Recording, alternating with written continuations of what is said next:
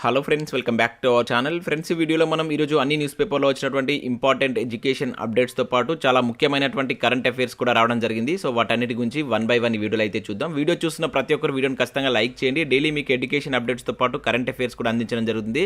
So మీరు ఇచ్చేటువంటి likes ఒక టైప్ ఆఫ్ ఎంకరేజింగ్గా ఉంటాయి కనుక ప్రతి ఒక్కరు వీడియోని లైక్ చేసి ఇది ఎవరికైతే యూజ్ ఉంటుందో వారికి షేర్ చేయండి. అదేవిధంగా సబ్స్క్రైబ్ చేసుకుని చూడండి. రెగ్యులర్గా మీకు జాబ్ అప్డేట్స్ అంతే మన ఛానల్ యొక్క టెలిగ్రామ్ గ్రూప్లో కూడా జాయిన్ కాండి. దాంట్లో కూడా రెగ్యులర్గా జాబ్ అప్డేట్స్ షేర్ చేస్తున్నాను, మీకు చాలా యూజ్ ఉంటుంది. ఫ్రెండ్స్, మన ఛానల్ ద్వారా గ్రూప్ 4కి సంబంధించినటువంటి ఫుల్ వీడియో కోర్సు జస్ట్ 500 రూపీస్కే 6 మంత్స్ వ్యాలిడీతో అయితే అందిస్తున్నాం. దీనికి సంబంధించినటువంటి శాంపిల్ క్లాసెస్ కూడా మన యాప్లో ఉంటాయి. సో ఆ క్లాసెస్ విన్న తర్వాత మీకు నచ్చితే కోర్స్ అయితే తీసుకోండి. ఇంకా అదే కాకుండా మన యాప్లో కరెంట్ అఫైర్స్ పీడిఎఫ్స్ కూడా అందుబాటులో ఉన్నాయి. పర్ మంత్కి 20 రూపీస్ చొప్పున చెల్లించి మీరు వీటిని అయితే పొందవచ్చు. ఇంకా అదే కాకుండా టెస్ట్ సిరీస్ ఉన్నాయి. తెలంగాణ చరిత్ర అండ్ తెలంగాణ ఉద్యమ చరిత్ర అండ్ అదేవిధంగా జనరల్ సైన్స్ సంబంధించిన టెస్ట్ సిరీస్తో పాటు జనరల్ స్టడీస్కి సంబంధించినటువంటి షార్ట్ హ్యాండ్ రైటింగ్ నోట్స్ కూడా ఉంది. సో ఈరోజు ఇండియన్ హిస్టరీ కావచ్చు, ఇండియన్ పాలిటీకి సంబంధించిన టెస్ట్ సిరీస్ కూడా లాంచ్ చేస్తున్నాం. సో వీటన్నిటి గురించి మీరు యాప్ను డౌన్లోడ్ చేసుకుని అక్కడ ఫ్రీ టెస్ట్లు ఉంటాయి అండ్ పీడిఎఫ్స్ ఉంటాయి. వాటిని చెక్ చేసిన తర్వాత నచ్చితే వీటికి సంబంధించిన కోర్స్ అయితే తీసుకోండి. యాప్ లింక్ కింద డిస్క్రిప్షన్లో ఇస్తాను, ఒకసారి అయితే చెక్ చేయండి. ఫ్రెండ్స్, ఈరోజు అప్డేట్స్ కనుక విషయంలో మనకు ఫస్ట్ అప్డేట్ వచ్చేసి రీసెంట్గా మనకు తెలంగాణ ప్రభుత్వం రోస్టర్ పాయింట్లు అయితే చేంజ్ చేసింది. దానికి సంబంధించి మనకు మారినటువంటి రోస్టర్ పాయింట్స్ అనేది ఏ విధంగా ఉందని చెప్పేసి పీడిఎఫ్లో అయితే మీరు చెక్ చేసుకోవచ్చు. ఇక్కడ మీరు విషయంలో అయితే 1 to 100 వరకు ఉన్నటువంటి రోస్టర్ పాయింట్లు మనకు రిజర్వేషన్ వైజ్ అయితే దీనిలో ఉండడం జరిగింది. సో దీనికి సంబంధించిన పీడిఎఫ్ లింక్ కింద డిస్క్రిప్షన్లో ఇస్తాను, డౌన్లోడ్ చేసుకొని చెక్ చేయండి. మనకు రీసెంట్గా ఎస్టీ రిజర్వేషన్ చేంజ్ చేశారు కదా, 6 నుంచి 10%కి ఎస్టీ రిజర్వేషన్ అయితే పెంచడం జరిగింది. సో దానికి సంబంధించి ఇక్కడ మనకు రోస్టర్ పాయింట్లో ఎటువంటి చేంజెస్ వస్తాయనేటువంటి కంప్లీట్ డీటెయిల్స్ అయితే ఈ పీడిఎఫ్లో మీకు ఉన్నాయి. ఒకసారి పీడిఎఫ్ను డౌన్లోడ్ చేసుకొని చూడండి. కింద డిస్క్రిప్షన్లో పీడిఎఫ్ లింక్ ఇస్తాను, చెక్ చేయండి. ఫ్రెండ్స్ న్యూస్ పేపర్లో వచ్చినటువంటి అప్డేట్స్ కనుక చూసినట్లయితే మనకు ఫస్ట్ అప్డేట్ వచ్చేసి కంపెనీలు వస్తే కొలు లేవనే టైటిల్ తోటి వెలుగు న్యూస్ పేపర్లో ఒక అప్డేట్ ఇక్కడ మనం చూడవచ్చు. రాష్ట్రంలో పెరిగిపోతున్న నిరుద్యోగం దేశ యావరేజ్ కంటే ఇక్కడే ఎక్కువ అని చెప్పేసి ఇక్కడ చూడవచ్చు. సో దక్షిణాది రాష్ట్రాల్లో నిరుద్యోగ రేటులో Telangana number 1. Centre for monitoring Indian economy సంస్థ రిపోర్టు 8 ఏళ్లలో 21,802 ఇండస్ట్రీలతో 17 లక్షల జాబ్ ఇచ్చామంటున్న సర్కార్, ప్రభుత్వ లెక్కలన్నీ కాగితాలకే పరిమితమంటున్న నిరుద్యోగులు. సో ముందుకు పడని సర్కారు ఉద్యోగాల భర్తీ అని చెప్పేసి కూడా ఇక్కడ ఇవ్వడం జరిగింది. సో ఇక్కడ ఇన్ఫర్మేషన్ కనుక చూసినట్లయితే రాష్ట్రానికి పెద్ద ఎత్తున ఇండస్ట్రీలు తీసుకువచ్చామని, వాటితో లక్షల మందికి ఉద్యోగాలు కల్పించామని ప్రభుత్వ పెద్దలు చెబుతున్నప్పటికీ రాష్ట్రంలో నిరుద్యోగ రేటు పెరుగుతూనే ఉంది అని చెప్పేసి ఇక్కడ చూడవచ్చు. సో దేశంలో అన్ఎంప్లాయ్మెంట్ ఎక్కువగా ఉన్నటువంటి రాష్ట్రాల్లో తెలంగాణ టాప్ 5లో ఉంది. సో దక్షిణాది రాష్ట్రాలతో పోలిస్తే మొదటి స్థానంలో ఉందని చెప్పేసి ఇక్కడ ఇవ్వడం జరిగింది. Centre for monitoring Indian economy సంస్థ తాజా రిపోర్ట్లో ఈ విషయం వెల్లడైందని చెప్పేసి ఇక్కడ ఇచ్చారు. సో దీని ప్రకారం దేశ యావరేజ్తో చూసినా రాష్ట్రంలో 2% నిరుద్యోగం అధికంగా ఉంది. సో రాష్ట్రంలో 8.8% నిరుద్యోగ రేటు ఉంటే దేశంలో 6.8% ఉన్నట్లు సో ఈ నివేదిక వెల్లడించినట్టు ఇక్కడ చూడవచ్చు. ఒకవైపు ప్రైవేట్ సెక్టార్లో రాష్ట్ర ప్రభుత్వం చెప్తున్న లక్షల ఉద్యోగాలు రాకపోవడం, మరోవైపు ప్రభుత్వ ఉద్యోగాల భర్తీ నత్తనడుకున సాగడంతో నిరుద్యోగ రేటు అంతకంతకు పెరుగుతుందని చెప్పేసి ఇక్కడ జరిగింది. సో ఒకవేళ లక్షల్లో ఉద్యోగాలు ఇస్తే ఎందుకు ఈ పరిస్థితి అంటూ కూడా ఇక్కడ మనకైతే మెన్షన్ చేయడం జరిగింది. సో గత 3 నెలల్లో 3% పెరిగిందని చెప్పేసి ఇచ్చారు నిరుద్యోగ రేటు. సో జాబ్స్ కోసం వెతుకులాట అంటే ఇక్కడ చూడవచ్చు. అదేవిధంగా ఇక్కడ మన గవర్నమెంట్ జాబ్ పరిస్థితి కూడా అదే విధంగా ఉందని చెప్పేసి ఇక్కడ ఇవ్వడం జరిగింది. సర్కారు కొలువుల భర్తీ ఎటుపాయ అంటే ఇక్కడ చూడవచ్చు. ప్రభుత్వ ఉద్యోగాల్లో 80,000 ఖాళీలు ఉన్నాయని మార్చి నెలలో సీఎం కేసీఆర్ అసెంబ్లీలో ప్రకటన చేశారు. ఈ 80,000 ఉద్యోగాల్లో ఇంతవరకు ఒక్క పోస్టు కూడా భర్తీ కాలేదు. ప్రభుత్వం నుంచి పోస్టులకు పర్మిషన్లు లేట్ చేయడం, పర్మిషన్లు ఇచ్చిన వాటికి వెంటనే నోటిఫికేషన్ ఇవ్వకపోవడం నిరుద్యోగులకు ఆందోళనకు గురి అవుతున్నారు. సో సపరేట్ రిక్రూట్మెంట్ బోర్డు ఉన్న పోలీస్ పోస్టుల భర్తీ కూడా ప్రాసెస్లోనే ఉంది. టీచర్ ఎలిజిబిలిటీ టెట్ ఫలితాలు వచ్చి 3 నెలలు అవుతున్నా ఇంతవరకు టీచర్ పోస్టుల భర్తీకి ప్రభుత్వం నుంచి స్పందన లేదు. ఇప్పటికీ ఉద్యోగ ఖాళీలో ప్రభుత్వ పర్మిషన్లు రాని పోస్టులే 28,000 వరకు ఉన్నాయి. సో లక్షల్లో ప్రభుత్వ ఉద్యోగాలు ఖాళీగా ఉంటే రాష్ట్ర ప్రభుత్వం మాత్రం వేలలో చెప్తుందని నిరుద్యోగులు మండిపడుతున్నారని చెప్పేసి ఇక్కడ చూడవచ్చు. సో ప్రభుత్వ శాఖల్లో 190,000 కొలువులు ఖాళీగా ఉన్నట్లుగా మనకు పీఆర్సీ కమిషన్ చేసిన ప్రకటన ఇందుకు నిదర్శనమని ఇక్కడ మనం గుర్తించవచ్చు అని చెప్పేసి ఇవ్వడం జరిగింది. సో ఇది మనకు వెలుగు న్యూస్ పేపర్లో వచ్చినటువంటి అప్డేట్. సో నెక్స్ట్ అప్డేట్ కనుక చూసినట్లయితే రైల్వే ఉద్యోగాల భర్తీపై టైం టేబుల్ ప్రకటన అంటే ఇక్కడ చూడవచ్చు ఒక అప్డేట్. సో మార్చిలోగా 35,281 పోస్టుల నియామకం అని చెప్పేసి ఇచ్చారు. సో ఇక్కడ ఇన్ఫర్మేషన్ కనుక చూసినట్లయితే ఉద్యోగాల భర్తీపై రైల్వే శాఖ తొలిసారిగా టైం టేబుల్ ప్రకటించింది. వచ్చే మార్చిలోగా 35,281 పోస్టుల నియామకానికి సన్నాహాలు చేస్తుంది.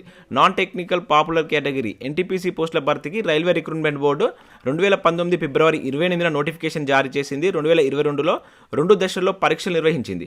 స్టేషన్ మాస్టర్ కావచ్చు, గూడ్స్ గార్డ్, అదేవిధంగా కమర్షియల్ అప్రెంటిస్, ఇంకా ticket clerk, junior accountant, assistant లాంటి ఉద్యోగాలు అయితే దీనిలో ఉన్నాయి. సో వీటికి సంబంధించినటువంటి రిక్రూట్మెంట్ ప్రాసెస్ అప్ టు మార్చి వరకు కంప్లీట్ చేస్తామని చెప్పేసి ఒక టైం టేబుల్ ప్రకటించినట్టుగా ఇక్కడ ఒక అప్డేట్ అయితే మనం చూడవచ్చు.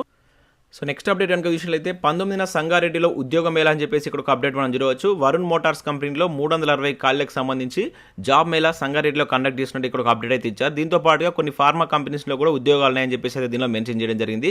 సో 10 to 12,000 వరకు అయితే శాలరీ ఉంటుందని చెప్పేసి మెన్షన్ చేశారు. సో ఇంట్రెస్టెడ్ క్యాండిడేట్స్ ఎవరైనా ఉన్నట్లయితే ఈ నెల 19న సంగారెడ్డి బైపాస్ రోడ్డులో ఉన్నటువంటి డిఆర్డీఏ కార్యాలయంలో ఉదయం 10 గంటలకు ఇంటర్వ్యూలు నిర్వహిస్తామని చెప్పేసి దీనిలో మెన్షన్ చేశారు. సో ఈ జిల్లాకు సంబంధించిన అభ్యర్థులు ఎవరైనా ఉన్నట్లయితే వీటికి సంబంధించినటువంటి సర్టిఫికేట్స్ తోటి హాజరు కావాలని చెప్పేసి ఇక్కడ ఒక ప్రకటనలో తెలియజేశారు. అదేవిధంగా మరొక జాబ్ మేళా ఇక్కడ చూడవచ్చు. 23న జాబ్ మేళా అని చెప్పేసి ఇవ్వడం జరిగింది. 2021-22 విద్యా సంవత్సరంలో ఇంటర్మీడియట్ ఎంపీసీ కావచ్చు, ఎంఈసీ మ్యాథమెటిక్స్ సబ్జెక్ట్లో 60% మార్కులతో పాస్ అయిన అభ్యర్థులకు సో మనకు HCL టెక్నాలజీస్ ఆధ్వర్యంలో టెక్బీ ప్రోగ్రామ్ కోసం ఈ నెల 22న గవర్నమెంట్ డిగ్రీ కాలేజ్లో జాబ్ మేళా నిర్వహిస్తున్నట్లు సో మనకు మంచిర్యాల జిల్లా కలెక్టర్ చెప్పినట్లే ఇక్కడ ఒక అప్డేట్ అయితే మనం చూడవచ్చు. సో ఈ జిల్లాకు సంబంధించిన అభ్యర్థులు ఎవరైనా ఉన్నట్లయితే దీన్ని యూజ్ చేసుకోండి. ఏమైనా డౌట్స్ ఉన్నట్లయితే ఇక్కడ ఫోన్ నెంబర్ ఇచ్చారు, దీన్ని కాల్ చేసి మీ డౌట్స్ కూడా మీరు క్లారిఫై చేసుకోవచ్చు. సో నెక్స్ట్ అప్డేట్ కనుక చూసినట్లయితే 2 లక్షల ఉద్యోగాలంటూ ఇక్కడ నమస్తే తెలంగాణలో ఒక అప్డేట్ చూడవచ్చు. త్వరలో ఐటీ పరిశ్రమల్లో నియామకాలు, ఇన్ఫోసిస్ సహా వ్యవస్థాపకుడు క్రిష్ గోపాలకృష్ణ అని చెప్పేసి ఇక్కడ ఒక అప్డేట్ మనం చూడవచ్చు. సో త్వరలో ఐటీ పరిశ్రమల్లో 2 లక్షల ఉద్యోగాల కల్పన ఉంటుందంటూ మనకు ఇన్ఫోసిస్ సహా వ్యవస్థాపకుల్లో ఒకరైనటువంటి క్రిష్ గోపాలకృష్ణన్ సో ఇక్కడ ఒక ప్రకటన అయితే చేయడం జరిగింది. సో రానున్నటువంటి రోజుల్లో ఐటీ పరిశ్రమల్లో 2 లక్షల ఉద్యోగాల కల్పన చేస్తామని చెప్పేసి సో అతను ప్రకటించినట్టు ఇక్కడ ఒక పేపర్ ప్రకటన మనం చూడవచ్చు. సో ఇవి మనకు వివిధ న్యూస్ పేపర్లో వచ్చినటువంటి ఇంపార్టెంట్ ఎడ్యుకేషన్ అప్డేట్స్. ఈ రోజు అయితే తక్కువ అప్డేట్స్ రావడం జరిగింది, కాకపోతే చాలా ముఖ్యమైనటువంటి కరెంట్ అఫైర్స్ ఉన్నాయి. సో వాటన్నిటి గురించి 1 by 1 క్లియర్గా చూద్దాం. సో వీడియో చూసిన ప్రతి ఒక్కరు ఖచ్చితంగా లైక్ చేసే ప్రయత్నం చేయండి. ఫస్ట్ కరెంట్ అఫైర్ కనుక చూసినట్లయితే భారత అంతరిక్ష రంగంలో చారిత్రక ఘట్టం అని చెప్పేసి ఇక్కడ ఒక అప్డేట్ మనం చూడవచ్చు. తొలిసారిగా ప్రైవేట్ రాకెట్ను ప్రయోగించనున్నటువంటి ఇస్రో నేడు నింగిలోకి దూసుకెళ్లినటువంటి విక్రమ్ ఎస్ మిషన్ అని చెప్పేసి ఇక్కడ చూడవచ్చు. చాలా ఇంపార్టెంట్ కరెంట్ అఫైర్ ఇది. తెలంగాణకు చెందినటువంటి స్కైరూట్ ఏరోస్పేస్ స్టార్టప్ ఘనత అని చెప్పేసి ఇక్కడ జరిగింది. సో మనకు భారత అంతరిక్ష రంగంలోనే ఒక చారిత్రక ఘట్టం అయితే ఆవిష్కృతం కానుంది. సో దేశంలోనే తొలిసారిగా ప్రైవేట్ రంగంలో తయారు చేసినటువంటి విక్రమ్ ఎస్ రాకెట్ను నింగిలోకి ఈరోజు అయితే పంపించున్నారు. సో హైదరాబాద్ చెందినటువంటి అంతరిక్ష స్టార్టప్ సంస్థ స్కైరూట్ రూపొందించినటువంటి ఈ రాకెట్ను మనకు శ్రీహరికోట సతీష్ ధావన్ స్పేస్ సెంటర్ నుంచి సో ఈరోజు అయితే ప్రయోగించున్నారు. యాక్చువల్గా ఇది మనకు November 15న ప్రయోగించవలసింది, కాకపోతే కొన్ని వెదర్ చేంజెస్ వల్ల ఈరోజు అయితే దీన్ని అయితే పంపించున్నారు. చాలా చాలా ఇంపార్టెంట్. సో మనకి హైదరాబాద్ కేంద్రంగా పనిచేస్తున్నటువంటి ఈ స్కైరూట్ కంపెనీ అనేటువంటిది 2018 జూన్లో ఏర్పాటు చేశారు. సో ప్రజెంట్ ఇది దేశంలోనే ప్రైవేట్ రంగంలో అంతరిక్ష వాహక నౌకల తయారీ రంగంలో కనుక చూసుకుంటే అగ్రగామిలో ఉన్నటువంటి సంస్థ కింద మనం గుర్తుంచుకోవాల్సి ఉంటుంది. చాలా ఇంపార్టెంట్. సో ఇక్కడ మనం గుర్తుంచుకోవాల్సింది ఏంటంటే దీని నేమ్ విక్రమ్ ఎస్ అని చెప్పేసి గుర్తుంచుకోండి. సో దేని ద్వారా పంపిస్తున్నారంటే తెలంగాణకు చెందినటువంటి స్కైరూట్ ఏరోస్పేస్ అనేటువంటి ఒక ప్రైవేట్ కంపెనీ ద్వారా పంపిస్తున్నారు. ఇది మనకు అంతరిక్ష రంగంలోనే మొట్టమొదటి ప్రైవేట్ కంపెనీ నుంచి పంపించేటువంటి ఒక రాకెట్ కింద గుర్తుంచుకోండి. ఈ ప్రయోగానికి ప్రారంభం అని చెప్పేసి పేరు పెట్టారు. చాలా ఇంపార్టెంట్. సో మొట్టమొదటిగా మన కరెంట్ అఫైర్స్ కోణంలో అడగడానికి ఛాన్స్ ఉంటుంది. సో నెక్స్ట్ కరెంట్ అఫైర్ చూసినట్టయితే కంటి వెలుగు సెకండ్ ఫేజ్ అంటే ఇక్కడ చూడవచ్చు. జనవరి 18 నుంచి రాష్ట్రమంతటా పరీక్షలు. సో మనకు రాష్ట్ర వ్యాప్తంగా కంటి వెలుగు కార్యక్రమాన్ని తెలంగాణ ప్రభుత్వం మళ్ళీ అయితే ప్రారంభించనుంది. సో జనవరి 18 నుంచి సో ఈ కంటి వెలుగు సెకండ్ ఫేజ్ను నిర్వహించాలని చెప్పేసి సీఎం కేసీఆర్ అధికారులను ఆదేశించినట్లుగా ఒక అప్డేట్ ఇక్కడ మనం చూడవచ్చు. చాలా ఇంపార్టెంట్. మనకు ఫస్ట్ ఫేజ్ అనేది ఎప్పుడు స్టార్ట్ అయింది అనేది కింద కామెంట్ రూపంలో తెలియజేయండి. ఏ ఇయర్లో మనకు కంటి వెలుగు పథకాన్ని ప్రభుత్వం తీసుకొచ్చింది అండ్ ఎక్కడి నుంచి దీన్ని స్టార్ట్ చేశారనేది కూడా ఇంపార్టెంట్. దానికి సంబంధించిన స్టార్టింగ్ అంశాలను కూడా చూసుకోవాల్సి ఉంటుంది. సో నెక్స్ట్ కరెంట్ అఫైర్ కనుక చూసినట్లయితే బెంగాల్ గవర్నర్గా ఆనంద్ బోస్ అంటే ఇక్కడ చూడవచ్చు. సో పశ్చిమ బెంగాల్ గవర్నర్గా మనకు నూతన గవర్నర్గా ఆనంద్ బోస్ అయితే నియామకం కావడం జరిగింది. దీనికి సంబంధించి రాష్ట్రపతి భవన్ నుంచి నిన్న ఉత్తర్వులు అయితే జారీ కావడం జరిగింది.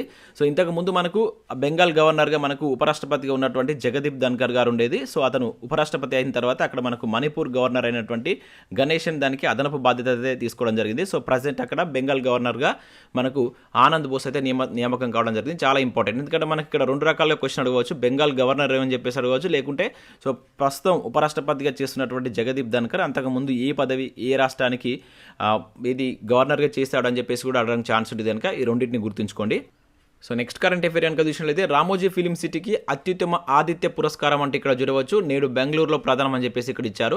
సో మనకు దక్షిణ భారతదేశంలోనే అత్యుత్తమ పర్యాటక ఆతిథ్య సేవల పురస్కారం రామోజీ ఫిలిం సిటీకి అయితే దక్కడం జరిగింది. సో పర్యాటక ఆతిథ్య రంగాల ప్రగతిశీల్లో కీలక పాత్ర పోషిస్తున్నటువంటి ఈ రామోజీ ఫిలిం సిటీకి ఈ అవార్డుకు ఎంపిక చేసినట్లుగా మనకు దక్షిణ భారతదేశ హోటల్స్ అండ్ రెస్టారెంట్ అసోసియేషన్ ప్రకటించినట్లుగా ఇక్కడైతే మనం గుర్తుంచుకోవాల్సి ఉంటుంది.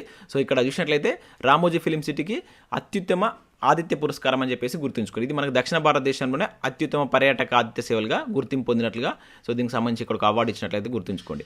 ఇక నెక్స్ట్ విషయంలో అయితే నేపాల్ ఎన్నికల పరిశీలకుడుగా రాజీవ్ కుమార్ అని చెప్పేసి ఇవ్వడం జరిగింది. సో తమ దేశంలో జరిగేటువంటి ఎన్నికలకు అంతర్జాతీయ పరిశీలకుడిగా హాజరు కావాలని చెప్పేసి భారత ఎన్నికల సంఘం ఈసీ ఎవరైతే ఉన్నారో ప్రధాన కమిషనర్గా ఉన్నటువంటి రాజీవ్ కుమార్ను నేపాల్ అయితే ఆహ్వానించినట్లు ఇక్కడ మనం గుర్తుంచుకోవచ్చు. సో ఈ నెల 20న నేపాల్లో మనకు 275 మంది సభ్యులు గల ఫెడరేషన్ పార్లమెంటుకు మనకు 7 రాష్ట్రాల్లో 550 అసెంబ్లీ స్థానాలకు ఎన్నికలు జరుగున్నాయి. సో ఈ నేపథ్యంలో మన ఎవరైతే ఈసీ ఉన్నారు కదా సో అతన్ని సో అంతర్జాతీయ పరిశీలకుడిగా హాజరు కావాలని చెప్పేసి నేపాల్ ప్రభుత్వం ఆహ్వానించినట్లుగా ఇక్కడ ఒక అప్డేట్ అయితే మనం గుర్తుంచుకోవాల్సి అయితే ఉంటుంది. సో నెక్స్ట్ విషయం అయితే చరిత్ర సృష్టించినటువంటి అల్కరాజ్ అంటే ఇక్కడ చూడవచ్చు. ఏడాదిన నెంబర్ 1 ర్యాంక్తో ముగించినటువంటి స్పెయిన్ కుర్రాడు అని చెప్పేసి ఇక్కడ ఇవ్వడం జరిగింది. సో మనకు యువ సంచలనం స్పెయిన్ టెన్నిస్ స్టార్ క్లారస్ అల్కరాజ్ చరిత్ర సృష్టించడం జరిగింది. మొత్తం 1 ఇయర్ పాటుగా ఇతను టెన్నిస్లో ఫస్ట్ ర్యాంక్లో కొనసాగడం జరిగింది. సో ఈ ఇయర్ కూడా ఎండింగ్ కూడా అంటే ఈ ఇయర్ ముగింపు కూడా ఫస్ట్ ర్యాంక్తో ముగించాడని చెప్పేసి ఇక్కడ మనం గుర్తుంచుకోవాల్సి ఉంటుంది. సో ఇట్లా ఈ ఫస్ట్ ర్యాంక్తో ఏడాదిని ముగించినటువంటి అతిపిన్న వయస్కుడిగా సో అల్కరాజ్ అయితే ఇక్కడ మనం చరిత్ర సృష్టించినట్టు గుర్తుంచుకోవాల్సి ఉంటుంది. 19 ఏళ్లలో అంటే తక్కువ ఇయర్స్ 19 ఇయర్స్ ఉన్నటువంటి అల్కరాజ్ సో ఇయర్ మొత్తం ఫస్ట్ ర్యాంక్లో కొనసాగడం అనేటువంటిది ఇది ఫస్ట్ టైం అని చెప్పేసి చెప్తున్నారు కనుక సో దీన్ని అయితే గుర్తుంచుకోండి. చాలా ఇంపార్టెంట్, డైరెక్ట్ అడుగుతాడు కనుక సో నేమ్ గుర్తుంచుకోండి. సో నెక్స్ట్ ఇక్కడ విషయం అయితే మనకు శ్రద్ధా వాకర్ హత్య కేసు ఆఫ్తాబ్కు నార్కో పరీక్షలు అని చెప్పేసి ఇక్కడ చూడవచ్చు. అనుమతించినటువంటి ఢిల్లీ కోర్టు నిందితుడిని ఉరితీయాలని న్యాయవాదుల నినాదం అని చెప్పేసి ఇక్కడ జరిగింది. సో మనకు రీసెంట్గా మనకు ఢిల్లీలో జరిగినటువంటి ఒక దారుణ సంఘటన. సో ఈ ఎవరైతే ఈ ఆఫ్తాబ్ ఉంటాడో తన యొక్క ప్రియురాలను చంపి సో ముక్కలుగా కోసేసి ఫ్రిడ్జ్లో పెట్టడం జరిగింది. అది రీసెంట్గా వెలుగులోకి వచ్చినటువంటి సంఘటన. అయితే అతన్ని విచారిస్తున్నటువంటి పోలీసులకు సో అతని పైన నార్కో అనాలిసిస్ టెస్ట్ చేయాలని చెప్పేసి ఢిల్లీ హైకోర్టు పర్మిషన్ ఇచ్చినట్టు ఇక్కడ ఒక అప్డేట్ అయితే మనం చూడవచ్చు. జనరల్గా మనకు ఈ నార్కో అనాలిసిస్ టెస్ట్లో వాడేటువంటి కెమికల్స్ మీద మనకు ప్రీవియస్లో చాలాసార్లు క్వశ్చన్స్ అడగడం జరిగింది. దీనిలో మనకు సోడియం పెంటాథాల్ కావచ్చు, సోడియం ఎమైటాల్ లాంటి రసాయనాలు అయితే యూజ్ చేస్తారు. సో దీన్ని వాడకూడదని చెప్పేసి కూడా మనకు గతంలో సుప్రీంకోర్టు కొన్ని కేసులు అయితే తెలిపింది. అయితే రీసెంట్గా మనకు ఢిల్లీ హైకోర్టు సో ఇతన్ని విచారించేందుకు ఈ నార్కో అనాలిసిస్ టెస్ట్ను యూజ్ చేయాలని చెప్పేసి పర్మిషన్ ఇచ్చినట్లు కూడా ఇక్కడ ఒక అప్డేట్ మనం గుర్తుంచుకోవాల్సి ఉంటుంది. సో నెక్స్ట్ విషయం అయితే మనకు సారాస్ ఎగ్జిబిషన్ ప్రారంభం అంటే ఇక్కడ చూడవచ్చు. సో ఇవి మనకు వివిధ న్యూస్ పేపర్లో వచ్చినటువంటి ఇంపార్టెంట్ ఎడ్యుకేషన్ అప్డేట్స్. వీడియో నచ్చితే లైక్ చేసి మీ మిత్రులకు షేర్ చేయండి. Thanks for watching. Thank you everyone.